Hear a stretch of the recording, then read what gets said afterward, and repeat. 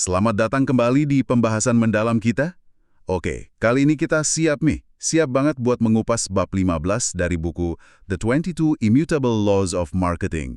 Judulnya Hukum Kejujuran atau The Law of Candor. Betul. Nah, misi kita bareng Anda hari ini, kita mau coba pahami kenapa sih mengakui sesuatu yang negatif soal produk atau merek kita itu kok malah bisa jadi strategi pemasaran yang kuat banget? Iya. Rasanya agak aneh ya, bertolak belakang gitu sama nasihat umum yang selalu bilang harus positif terus. Menarik banget memang. Dan ini ada alasan psikologisnya loh.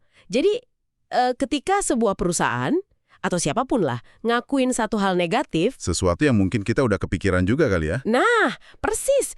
Pertahanan Anda sebagai konsumen itu langsung kayak luntur gitu. Anda jadi mikir, wah jujur juga ya mereka.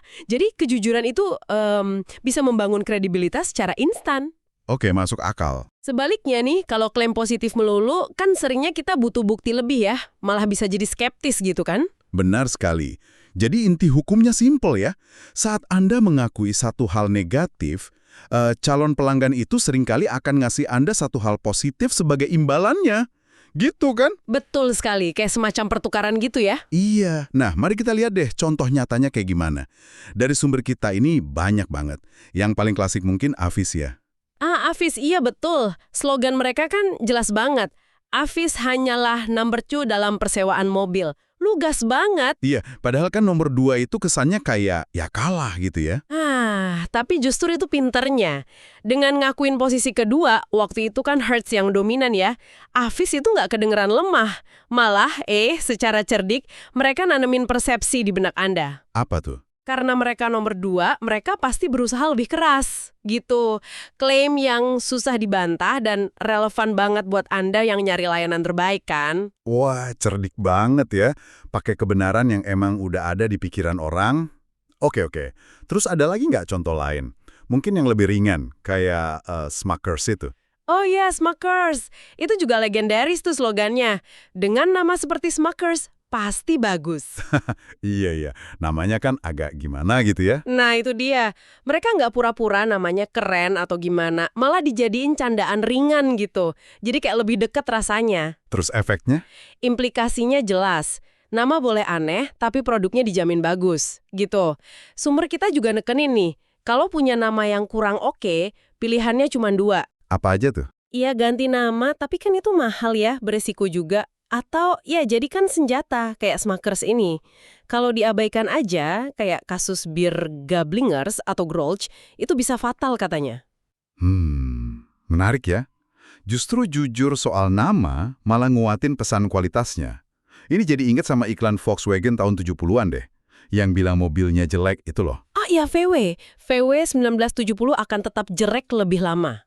Itu berani banget sih, ngakuin desain mobilnya yang, ya kita tahulah ya, nggak semua orang suka. Dan itu berhasil ya? Banget. Justru dengan ngakuin kejelekan itu, VW secara efektif banget nyampein pesan utamanya, keandalan sama durabilitas. Anda jadi mikir, oke deh mungkin nggak paling gaya, tapi ini mobil bandel, awet. Jadi kejujuran soal satu aspek bisa nguatin pesan lain yang lebih penting buat sebagian pembeli Anda ya? Tepat. Nah, strategi ini juga jalan loh, bahkan ketika negatifnya itu lumayan kuat. Kayak kasusnya Listerine. Oh iya, Listerine. Yang rasanya ya terkenal nggak enak gitu kan ya? Persis. Kan mereka tantangannya berat tuh waktu Skop muncul, yang rasanya lebih enak. Nah, Listerine nggak nyangkal, nggak coba ubah persepsi rasa, mereka malah pakai hukum kejujuran ini.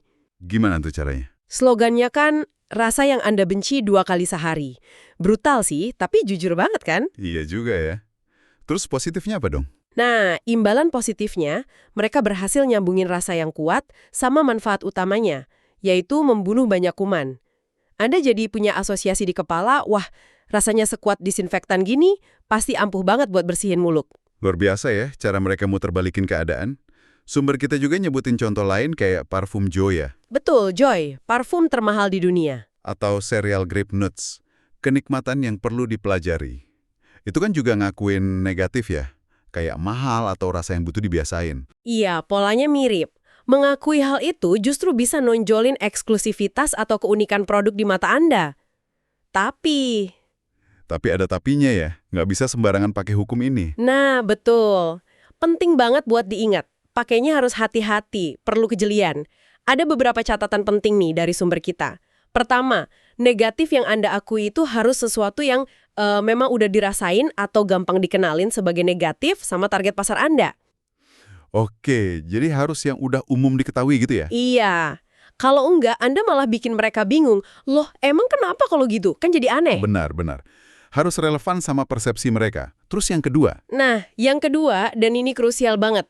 Setelah ngakuin negatifnya, Anda harus cepet-cepet geser ke sisi positifnya. Tujuannya itu bukan buat minta maaf dorang atau kayak merendah tanpa tujuan gitu. bukan buat minta maaf ya, tapi Tapi buat bangun jembatan kredibilitas, biar manfaat utama yang mau Anda sampaikan itu jadi lebih menonjol, lebih dipercaya sama Anda. Kejujuran di sini itu alat strategis. alat strategis buat bangun kepercayaan yang ujung-ujungnya bikin pesan positifnya lebih ngena gitu ya. Tepat sekali. Nah, ini sebagai penutup nih, coba deh Anda renungkan.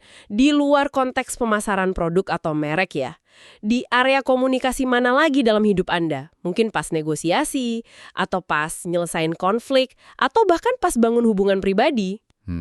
Di mana lagi ya? Kira-kira mengakui sebuah kelemahan atau mungkin kenyataan pahit secara strategis, itu justru bisa ngasih hasil yang lebih positif nggak? Wah, pertanyaan menarik itu.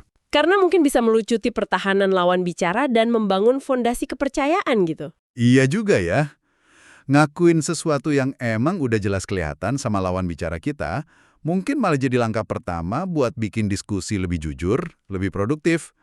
Bisa jadi bahan eksplorasi menarik nih buat Anda setelah ini.